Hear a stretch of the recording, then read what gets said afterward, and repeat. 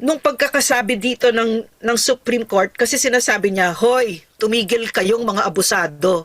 Hanggang Mhm. dito lang ang linya ninyo. 'Di ba? So, Tama. napakaganda nung balance of power na nakikita natin ngayon. Nakakatawa yung response ni Tito Soto, Yun no? ma'am, gusto kitang Talaga. kuhanan dyan ng, ng Yeah, reaksyon. yeah, yeah. As a preliminary to that, wala pang isang oras na lumabas ang desisyon ng Korte Suprema. With finality and bank ruling, 13-0, almost unanimous po yan. Dahil wala naman pong tumutol dyan, unanimous yan consistently.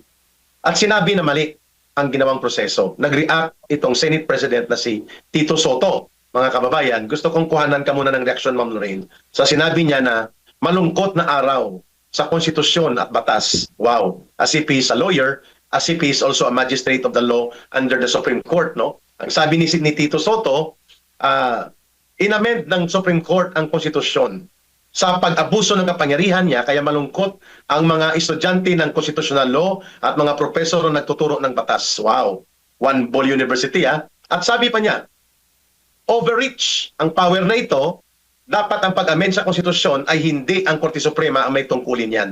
Kundi, ibig sabihin niyang ipakita na ang pag-interpret daw ng konstitusyon according to the rules ng impeachment ay wala sa kapangyarihan ng Korte Suprema na pakialaman yan dahil yan ay exclusive domain ng Kongreso. Bakit makialam ang Korte Suprema?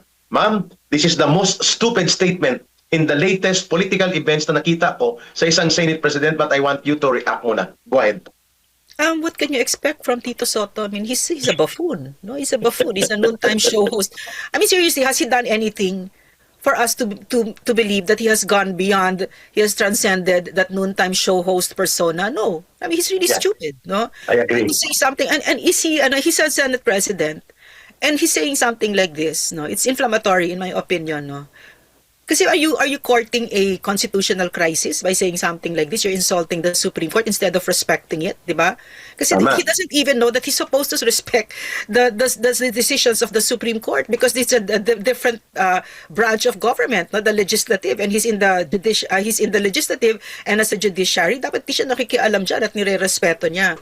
But again, no, coming from Tito Soto, who's a political prostitute, no? Mhm. Who has time and again insulted the Filipino people by saying that there is no evidence kay Martin Romualdez and kay Bongbong Marcos despite the preponderance of evidence, testimonies of Gutesa, etc. In other words, this buffoon, no, this noontime show host Itbulaga person has protected and defended and used his office, the powerful office of the Senate President, to defend and protect the most guilty, yung pinakamalaking ninakaw sa Pilipino, kung kaya't nagkandamatay ang mga kababayan natin, kung bakit marami nawalan ng bahay, ng mahal sa buhay, ng mga simpleng kabuhayan nila. Yan ang ginawa ng walang yang buffoon na yan, 'di ba? Ilang beses niya pinoprotektahan yan si Bongbong Marcos at si Martin Romualdez sa nakaririmarim na pagnakaw sa Pilipino. No, so, what do you expect from him, di ba?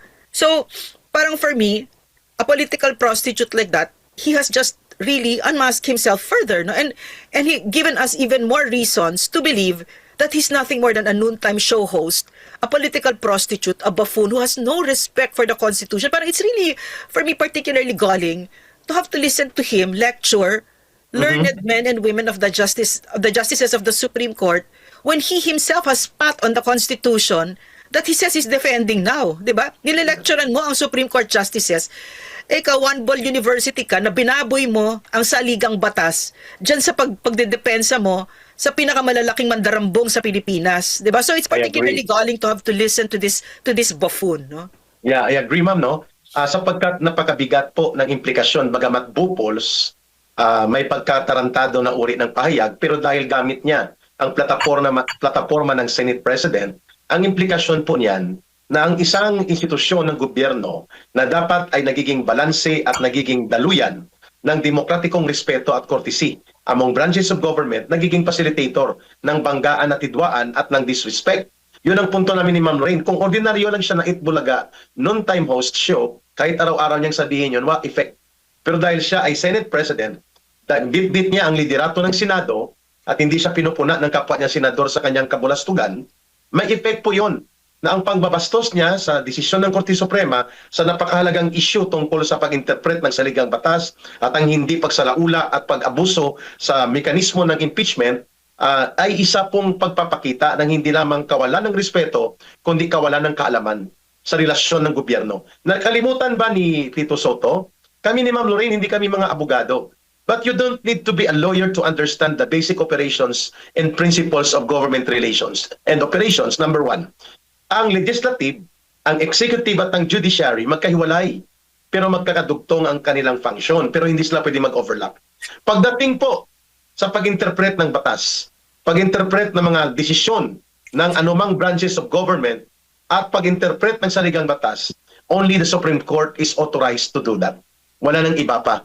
So kung hindi kinikilala ni Tito Soto ang kapangyarihan at otoridad ng mandato ng Korte Suprema na mag-interpret ng mga akto, including akto ng Kongreso, na ito'y dapat na aayon sa batas, lalo na sa saligang batas, what will prevent Tito Soto na hindi rin kilalanin ang iba pang karapatan at respeto sa batas, kagaya ngayon, kinikilala ba niya na dapat bumitaw na at maglayas na sa poder si Marcos Jr. dahil nasa batas din po yan na kapag wala na ang pagtitiwala ng taong bayan sa iyo, pwede kang mag-resign at dapat ipanawagan kang mag-resign. Instead, umaakto si Tito Soto bilang special agent, tagapagtakip, tagapagtabon, hindi po para sa kabutihan ng Senado at ng mamamayan, kundi para sa pagsulong ng kriminal na gawain na ang itinuturong mastermind sa pandarambong at pagnanakaw ay si Marcos at si Romualdez. Nagiging tagapagtakip siya. Nagiging spokesperson pa siya minsan ni Marcos. Nakakahiya po yun sapagkat he is using the resources. He is using the platform of the Office of the Senate President para mag-inganyo ng disrespect at ng krisis sa relasyon ng mga basic operations ng government branches. Kaya po ito dapat pinupuna. Kung gusto niyang maging tagapag-atake ng Korte Suprema, mag-resign siya bilang senador. Mag-resign siya bilang Senate President at mag-apply siya bilang tagapagsalita o barker ni Marcos, katuwang ni Claire Castro. Then, he can do that. But as long as he is representing the Senate, a separate branch of government required also to balance and check the powers sa mga branches of government at dinidisrespect po niya ang Korte Suprema, ito po ay mahalagang punahin. Yan ang punto namin dito ni Ma'am Lorraine. Sapagkat mali, paluktot at delikado na payagan yan na umiral ang ganyang mga asta ni Tito Soto. Napaka-deplorable ng kalibre ng mga ibang senador natin, no? I really want to talk about that also, Eric, kasi kaya lang naman naging senator yan dahil sa Itbulaga niya, di ba? And that show, no, that noontime show, that inane noontime show, I really blame on a generation that has dumbed down the Filipino people. No, honestly, one of the greatest things maybe I've done as a mother is my children don't know who Tito, Vic, and Joey are. But yet Filipino children, no, on a daily basis, their parents invited these buffoons into their houses, no, by watching that, and it really has dumbed down the discourse na naging bobo ang Pilipino. Kaya biro mo, bobotohin mo yan, taga One World University. But again, no, demokrasya ito no. Actually, sila Aristotle, sila Plato, they really look down. I can't recall now kung sino yung Greek philosopher. I think it was Plato who looked down on democracy kasi parang you're being led by a group of uneducated people. No, so what Eric? Okay, so I'm saying, no, habang nandyan tayo na we should really educate our people na bakit nyo binoboto yan? Bakit nyo binoboto yan? Bakit nyo binoboto si Lito Lapid na ang ginawa lang ay tumingin sa butike, 'di ba? Mas at saka sa mga smugglers pa, 'di ba? Bakit niyo binoboto yung noontime show host na 'yan? Na walang ambag sa ilang cycles na 'yan, ano? So 30 years in the Senate, ma'am. Ilan? How long? 30. 30. Oh, 30. My God, diba? So really, no, it's really a reflection of who we are as a people that we would have something like